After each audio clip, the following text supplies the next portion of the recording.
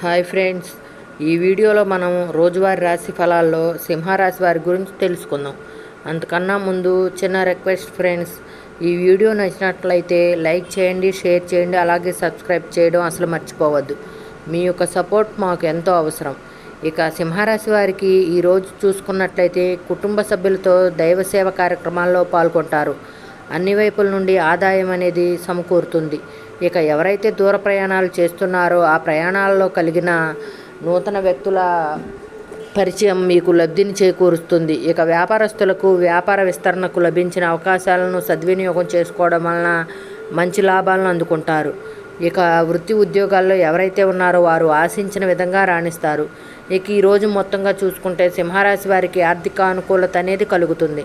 ఇక ఉద్యోగస్తులకు పదోన్నతులు కలిగే అవకాశం కనిపిస్తుంది. ఇక విదేశాల్లో విద్యాపరంగా, వృత్తిపరంగా, వ్యాపారపరంగా ఎవరైతే నివసిస్తున్నారో వారికి మంచి శుభయోగాలు అనేవి కలుగుతాయి. అలాగే షేర్ మార్కెట్లలో పెట్టుబడులు పెట్టిన వారు మంచి లాభాలను అందుకుంటారు.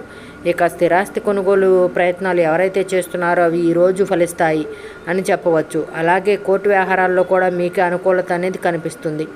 అలాగే ఆస్తి పంపకాలలో ఆస్తి లాభ సూచనలు కనబడుతున్నవి. ఇక ఈరోజు కుటుంబ సభ్యులతో సఖ్యత అనేది ఏర్పడుతుంది. బంధుమిత్రుల కలయిక ఆనందాన్ని ఇస్తుంది. వివాహ ప్రయత్నాలు చేస్తున్న వారు వివాహ నిశ్చయమయ్యే అవకాశం కనిపిస్తుంది. అలాగే భార్యాభర్తల మధ్య సఖ్యత,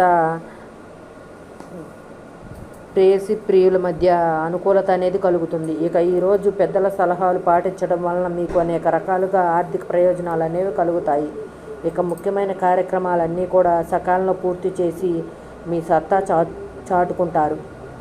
చిన్ననాటి మిత్రులను కలుసుకుంటారు. కాంట్రాక్టర్లకు మరింత కలిసి వచ్చే కాలంగా చెప్పవచ్చు.